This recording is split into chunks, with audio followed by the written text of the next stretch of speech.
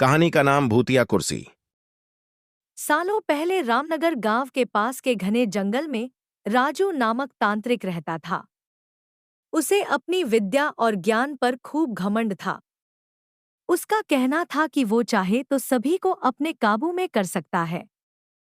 साथ ही तंत्र विद्या की मदद से किसी को जान से मारने की कला भी उसे खूब आती थी। उसी दौरान रामनगर गांव के युवा एक एक करके गायब हो रहे थे। कुछ समय बाद ग्रामीणों को समझ आया कि सभी जवान लोगों को तांत्रिक अपनी विद्या से काबू करके खत्म कर रहा है।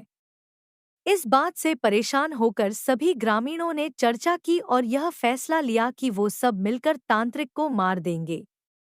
अपनी इस योजना को अंजाम देने के लिए एक दिन सभी ग्रामीण मिलकर तांत्रिक के घर पहुंच गए। उस समय तांत्रिक किसी पूजा में बैठा हुआ था। इसे अच्छा मौका समझते हुए सभी ने उसे एक कुर्सी से बांध दिया और उस पर आग लगाकर वहां से चले आए। ग्रामीणों के मन में हुआ कि तांत्रिक उसी आग की लपटों में झुलस जाएगा और उससे उनका पीछा छूटेगा। हुआ भी ऐसा ही। करीब 4 से 5 साल तक सभी लोग अपने गांव में हंसी खुशी रहने लगे। अचानक एक दिन 4 लड़के अपने शहर से घूमने के लिए कहीं जा रहे थे। तभी बीच में रामनगर गांव पड़ा। रात बहुत हो चुकी थी, तो उन्हें लगा कि थोड़ा वक्त यही गुजार लिया जाए। चारों लड़के रामनगर के जंगल में ही रुक गए। उन्हें जंगल में कुछ घूमने का मन हुआ तो वो आगे बढ़ने लगे और बढ़ते बढ़ते तांत्रिक जहां रहता था वहां पहुंच गए। पूरे घर में मकड़ी के जाल लगे हुए थे। तभी एक लड़के को आधी जली हुई कुर्सी नजर आई और वो बिना कुछ सोचे समझे उस पर बैठ गया। बैठते ही उसके अंदर तांत्रिक की आत्मा घुस गई। अब लड़का जोर जोर से चिल्लाकर कहने लगा कि अब मैं सबसे बदला लूंगा। पूरे गांव में आग लगाकर सबको जला दूंगा। अपने दोस्त को इस तरह का बर्ताव करते देख अन्य 3 लड़के डर गए और वहां से गांव की तरफ बढ़ने लगे।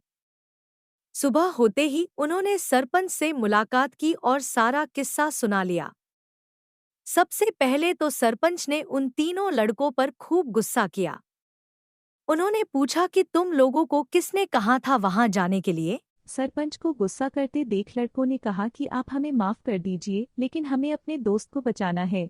कुछ तरकीब बताइए। थोड़ी देर सोचने के बाद सरपंच ने कहा, अगर वो लड़का कुर्सी से उठता है और खुद को आग लगा लेता है तो शायद तांत्रिक की आत्मा उसे छोड़ दे।